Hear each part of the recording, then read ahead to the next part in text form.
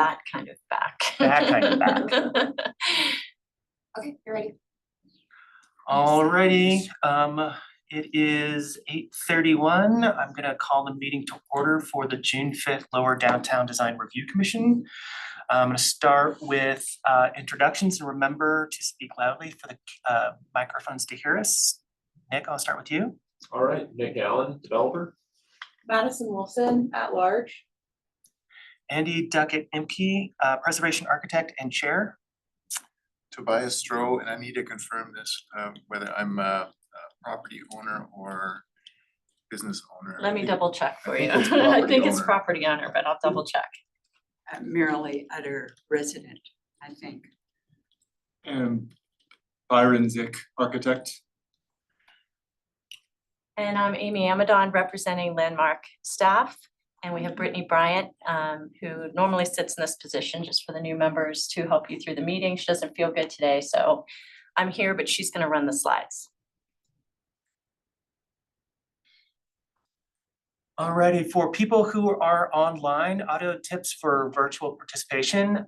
For better sound quality, we strongly encourage you to download Zoom onto your desktop, laptop, tablet, or mobile device. Click the audio settings to bring up any additional menu, add a background noise suppressor, test your speaker and microphone, adjust their maximum output volumes. For presenters or public commenters, when it's your turn to speak, raise your hand and we will move you over. To mute or unmute, click on the microphone icon bottom of your screen, expand the menu next to the microphone and reveal additional options. Select your speaker and microphone devices. Test the microphone and speaker, adjust the maximum output volumes. And if you have any other challenges, you can switch over and call into the meeting.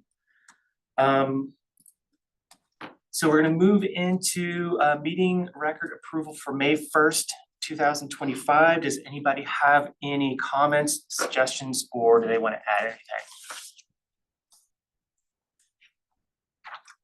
Not seeing any comments. Those meeting records are approved. We have one item on the consent agenda. Would you pause just for 1 second? I'm sorry, just for clarification. The minutes that were just put out for adoption, most of the people here weren't present for that meeting. Is it okay for them to have proceeded with a motion to approve? Yeah, and when it comes to minutes, it's just a matter of approving them as distributed and whether anyone has objections, but in this case. most Okay, likely just not. wanted to confirm. Okay, that makes sense because Yeah. we almost an entirely new commission. Yes. Alrighty. We have, also have a public comment before the consent agenda, Andy. oops, sorry, are there any public comments today?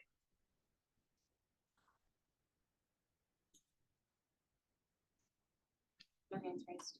Okay, seeing none, moving on to the consent agenda. There is one item on the consent agenda today. It is COA-361 1755 Blake Street for an upper story wall sign. Does anybody have any comments or want to remove, pull this item off the consent agenda? Hearing none, does anyone want to make a motion? I'm happy to make a motion. Thank you, Nick. Well, do we approve the consent agenda or approve the wall sign? My apologies, I think I failed to paste the motion into the slideshow. I can show you. Well, you vote as on the consent agenda as a collective, so you can say I move to approve the consent agenda as presented. Right. Brittany, I know on LPC, when we've approved the consent agenda, we've had to approve the consent agenda with the individual items. Do we still need to do that? As long as you announce the item, Andy, it can be as presented. Okay, well, I move to approve the consent agenda as presented. I'll second. So we have a first from Nick and a second from Tobias. All those in favor signal by saying aye. Aye. Any nays? The consent agenda approves unanimously. We have no design review projects today. Moving on to the business item, that'll be by Brittany Bryant. That's for a joint LPC and DDRC meeting date. So our first business item, this is an item that you will need to vote on. If you recall, some of you probably don't because you're new to the commission. Madison is probably familiar with this, but there is a pedestrian bridge that goes from lower downtown across Spear Boulevard into Ball Arena. That pedestrian bridge does have overlap with the Lower Downtown Design Review Commission, the Landmark Preservation Commission with Spear Boulevard, and also a design review board. However, only the LPC and Lower Downtown Design Review Commission are quasi judicial boards. Both the Landmark Preservation Commission and Lower Downtown Design Review Commission did express interest in holding a joint meeting to discuss this project. During that joint meeting, the applicant would present, staff would present, both commissions would hear joint public comment, public testimony from the applicant, but you would continue to deliberate separately and make motions separately on each part of the pedestrian bridge that is within your purview. So for the Lower Downtown Design Review Commission, that is what this commission nicknamed the paperclip, but is the entrance ramp onto the bridge in Lower Downtown. So I did poll the commissions to see when we would mostly get a quorum from both the LPC and LDDRC, and it looked like the preferred date was July 29th at 1 p.m. I did want to confirm with Nick that he can make that meeting date, as we do need at least one more LDDRC commissioner present, and I was waiting to hear from Nick and Craig, and I don't think Craig is there today. But the commission did officially set this date Tuesday, so this will be the date that we move forward with. But yeah, if I could just get that confirmation for me, Nick. Yeah, confirmed. I thought I had replied to your poll, but I've got it on the calendar, so. Yeah, I'm sorry. It was about 3,000 emails I sent about this. So here is the suggested motion. So again, you'll have to, someone will need to make a motion, second that motion, and then vote on that motion. I will move to set a special joint meeting of the LPC and LDDRC on July 29th, 2025 at 1 p.m. I Thank you. second. Thank you, Byron and Marilee. All those in favor, saying aye. Aye. Any nays? Motion approves unanimously. Brittany, can we ask questions about this at the moment, or do we want to wait on those? Is it about the meeting?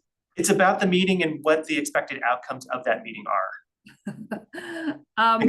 Like, the reason why I asked is are we anticipated to make a motion and on the design, or will we be doing that during our regularly scheduled LDDRC meeting? So you will, this will run like a regular meeting, except you'll be with LPC. You'll deliberate and make motions separately on each portion. So you are expected to make a motion on the portion of the pedestrian bridge that is within your purview. Okay, because that's the question I had, is what we needed quorum at that meeting. Yes. Okay, and then we'll go to a separate room to deliberate and respond, or will we be able to ask questions simultaneously so that my fear is LDDRC makes one motion in approval and LPC makes another motion in denial, and now they're in conflict. And I'm just curious as to how we're going to reconcile that. Like, I know having us in the same room will help us, but I'm just wondering, how do we come to a resolution of approving Well, and disapproving the same thing? Yeah, I don't know if I have an answer for that for you right now, but in terms of where you'll deliberate and all, I think that's a great question for the attorneys. Okay, I was curious as to, I wanted to start, raising the red flags now, as opposed to we're all in the room and now we're sitting around going, okay, now what? Sure. Because the whole point of getting us together, especially for the LDDRC, since this isn't our regular scheduled meeting time, is okay, do we take this back to our individual clubs, or do we come to a resolution there? Yeah, I mean, you still have purview over which section of the bridge is within like for lower downtown, the commission still has purview over what is within Spear Boulevard. So I mean, if you do make separate motions, that is just the reality of where each of you have purview over. Yeah, I think where my fear is that classic kids drawing where you've got a zebra on one end and a whale on the other, Sure. and just trying to avoid that. Okay. Anybody else have any other? Just clerical question, do we know where this meeting will be and are It'll we be in this room. in this room? And then are we thinking it's a couple hours? Do we, any guesses? It will be the only item on the agenda, but I'm not sure how long the meeting will be. That's good enough, shouldn't take too long. Brittany, my guess is the standard rules will apply where staff will present it and then the designer will have a certain number of, or a certain amount of time to present their side. They'll be open for public comment and then the commissions will debate. So it could be anywhere between maybe an hour to 2 hours, depending on how many people show up and how long Yeah. the commission deliberates. Yeah, and there are some few things that like I need to figure out. For example, the LPC takes public comment for everything at the beginning of the meeting. LDDRC allows up for 15 minutes for like large infill projects, not something LPC does. So there are a few things I still need to figure out before the meeting. And the meeting is going to be advertised for the public? Yes, it will be publicly noticed, like. Yeah, all I'm meetings. just, my worry is that we would approve something or disapprove something and then the public would be like, we never heard about it. So I wanted to make sure that was happening. Okay, Yes. My guess is to budget about 2 hours for this. I don't think it'll be super quick and there's a lot of you to comment and there may be public. Yeah, I would like to not discuss the bridge specifically though, because Madison is part of the project team. yeah, we're talking about the meeting. We don't want to talk about the actual project. All right, any other comments? Hearing none, there's no vote to be, we already took a vote. There's one discussion item on the agenda. That is for the design guidelines for Denver landmarks and structures. Brittany, is this still you? This is still me. So we are working on updating our design guidelines for Denver landmark structures and districts. And how this affects the Lower Downtown Design Review Commission is that guidelines for contributing and non-contributing buildings are somewhat brief within the Lower Downtown Design Guidelines. And the LDDRC guidelines do say that the guidelines for landmark structures and districts are the guiding document for contributing and non-contributing buildings. So essentially where the design guidelines for Lower Downtown are mute on an issue, we do go to the general guidelines for the rest of our districts. So specifically for windows, that is principle 1 for Lower Downtown, and there are some guidelines for windows in Lower Downtown. It does talk about preserving original windows and keeping original windows where possible. However, the Lower Downtown guidelines, you know, they again are supplemental to the LPC landmark structures and districts guidelines, which do provide a substantial more amount of information on design guidelines for windows. So we have been updating those design guidelines, and now we have a public review draft on our website. So if you scan that QR code, it'll take you right to the Landmark Preservation Design Guideline Update Project. But if you're on our homepage, you can also click on current landmark preservation initiatives and then click on landmark preservation design guidelines, and it'll take you to that document where you can comment on the guidelines. So in terms of the windows process, it did start with historic research that Abby Christman did. And we researched 20 peer cities, and we weren't solely focused on windows, but windows were part of that research. And we were really looking to see what these peer cities did with windows. So in Denver, we're pretty restrictive on windows and window replacement. And we essentially say windows cannot be replaced unless they're deteriorated beyond repair. This is really difficult with the public. It creates a lot of ill will with us. So we did want to provide some more flexibility. So we started this project again with research, and then in September of 2023, we held our first public meeting on Zoom, and we had several participants join that meeting, which was really exciting for us. We had about 200 people join that meeting.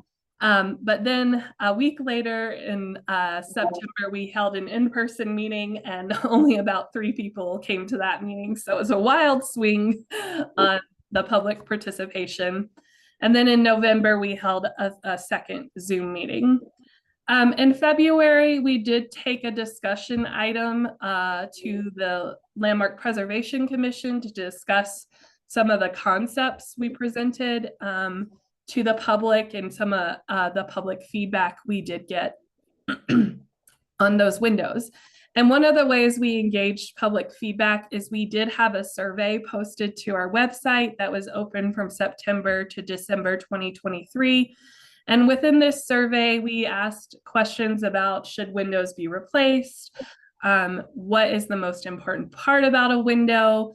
And then we also introduced this idea of a character window, which I'll talk about more in a second. But we did have several images of windows, and we asked the public to tell us what they thought a character window was. So since that time, Landmark staff, myself, Jesse White, Amy, and Jen have been working on drafting guidelines to update the window section. And we are finally ready to share that draft with the public. And again, it is posted to our website. But the commission does have to officially adopt that draft through a public hearing process, not this commission, the Landmark Preservation Commission. So in August, we will have a discussion item with the LPC, and then we're projecting in September the commission to officially adopt those updated design guidelines. So in terms of updates, again, we wanted to provide greater flexibility for window and door replacement. And the way we're doing this is introducing this concept of a character window.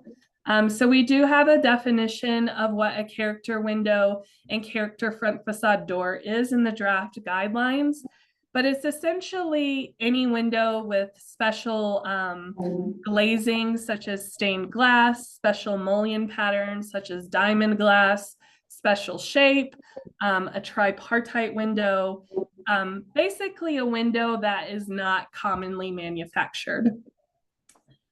So then we also have this concept of what a common window and door is. And this is, again, something we have defined in the guideline draft. And these are simple windows like 1/1 windows. So essentially what we're proposing is that if you have a common window, you can replace that window regardless of if it's deteriorated beyond repair. However, if you have a character window, you must preserve that window unless it is deteriorated beyond repair. So again, this is providing greater flexibility because currently you can only replace a window if it's deteriorated beyond repair. So if you do have a common window, you can replace it anywhere on the facade. And we're also proposing a little bit more flexibility for materials, common windows, because currently we only allow wood and aluminum clad wood. So for this replacement, what is more important is that you're matching the design of the window, the profile of the window, but not necessarily operation, because that didn't seem as important to the public and the commission when we discussed that with them. Again, if you have a character window, that would need to be preserved. So it's really focusing on what is most important and what is the most historically character defining features. And if losing that would really significantly alter the historic appearance of the home. Some other updates too is just better section layout and logical flow. So currently we have guidelines on openings, and then it goes to egress windows, and then it goes to, if you have a deteriorated window, here's how you replace it. So what we're proposing is guidelines that talk about openings, which are pretty bare in the existing guidelines, where you can put new openings, and that's based on visibility and the proportion of those openings. And then we have guidelines for character windows, which talk about preserving the character windows. But if you have to replace the character windows, here is how you do it. And here are the materials you can use. And then we have guidelines for common windows that essentially provide guidance on how the common window should be replaced. And then it finally ends with egress windows. So previously we only really had guidance for basement egress.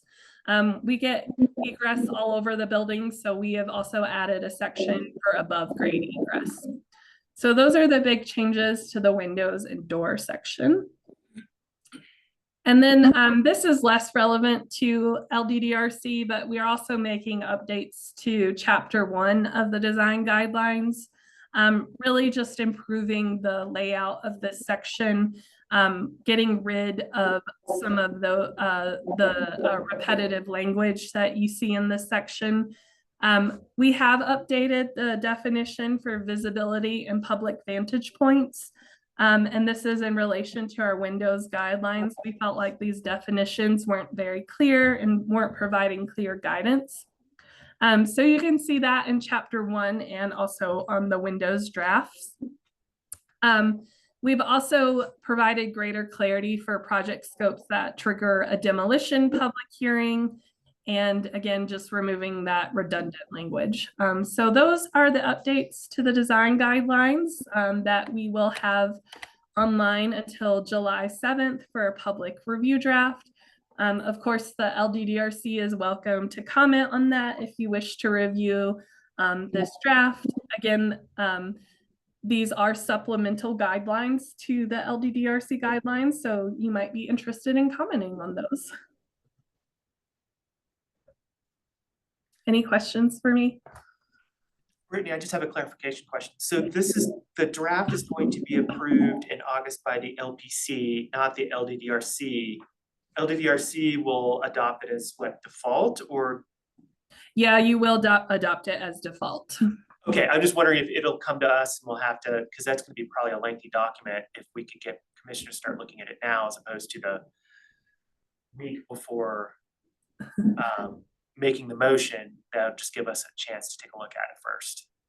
Yeah, I mean, you're already, the guidelines are already supplemental. Again, the draft is posted online for the Windows section. It'll be approved by the LPC, not by the LDDRC. Yeah, and it'll be posted till July 7th. And is there, because LDDRC is a slightly different animal than the LPC in that we have the storefront window provisions. Is that going to be anywhere in this document, or will we be looking at that separately? Well, again, the guidelines are pretty mute on storefront specifically currently in the LDDRC guidelines for existing windows. It basically just says preserve. We do have the retail storefronts section, which is 1.5, 1, and 1.52, which basically says where traditional storefronts exist or will be replaced, canvas awnings shall be used. And then where industrial or warehouse architects exist, more latitude should be allowed for awning materials. So I think the LDDRC guidelines have always viewed storefronts kind of as windows. There is like a guideline that says storefront shall be transparent to enhance the pedestrian experience. But essentially, like, we don't really, there is a separate section in the LPC guidelines for, storefronts and warehouse buildings. We were proposing to eliminate that section and it just be these guidelines for windows. We don't really differentiate between like a single double hung window and a storefront though. But if that's a big concern, that's a good comment for us to note now. Yeah, I'll put a comment into the section. My concern is the similar project we had where the owner was proposing removing the storefront entirely and flattening the facade out. But Yeah. it was the guideline that said, you know, if you replace it, you should keep kind of the original rhythm of the storefront so that it didn't lose that character. Yeah. That's my primary concern. Like, I know we have to keep flexibility because things have changed or have changed. But if we've got the original ratio, it'd be good to have language in the guidelines that gives us something that we can point to. Yeah, and that's not something we would allow even in a LPC reviewed district. I'm curious about the glazing piece in here. I'm reading it, but I guess I'll comment online as well because it clearly mentions not using any tint or reflection, but as we continue, there will be buildings that will become historically designated that might actually have originally reflective windows with tint. So I'm just wondering whether there shouldn't be more of a comment of what was originally used or intended, or you know, in the original building in terms of the glazing, because otherwise. That's a good point, Tobias.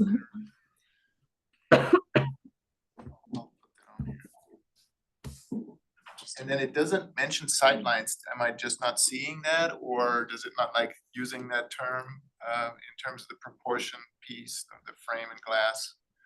I mean, it's talking about generalities in regards to that, you know, of not changing the window opening and things like that, but it's not talking specifically about sightlines that I could see.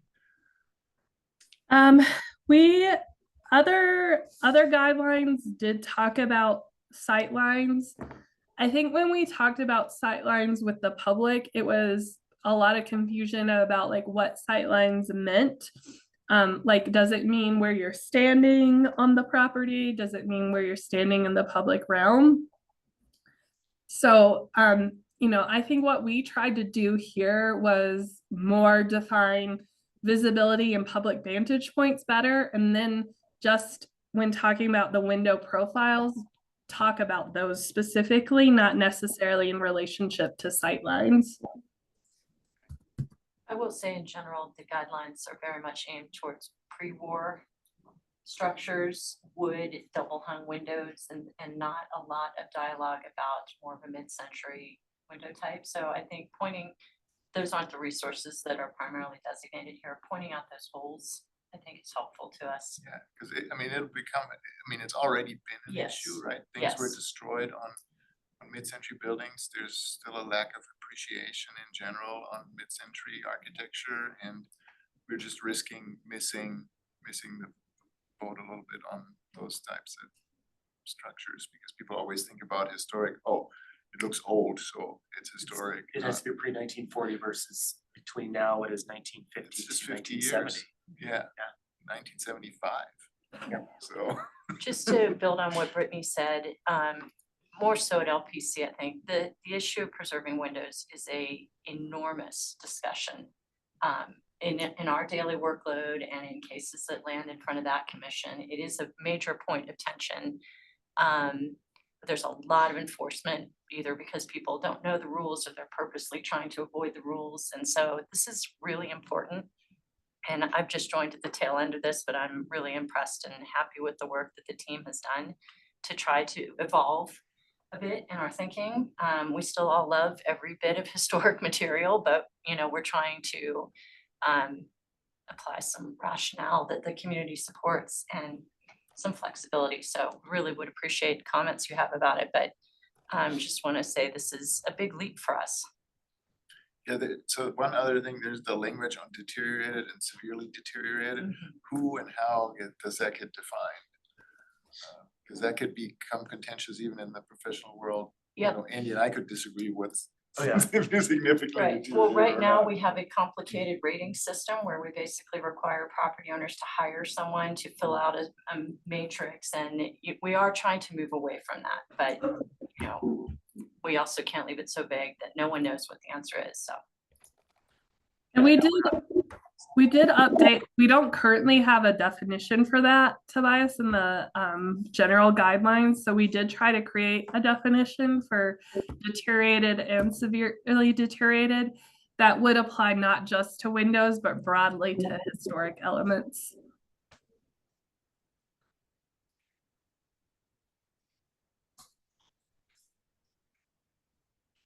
Any other comments or questions to Brittany? Just thank you for doing this. I mean, it is almost thankless work, but very, very good, very important. Thank you. Trying to avoid my normal snarky humor, 'cause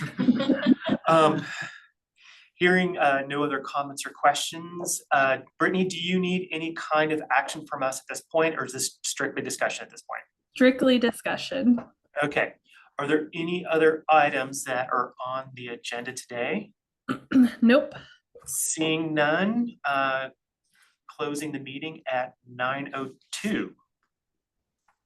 Hi, everyone. I'll see you next month, hopefully in person. Thank Thank you. Bye.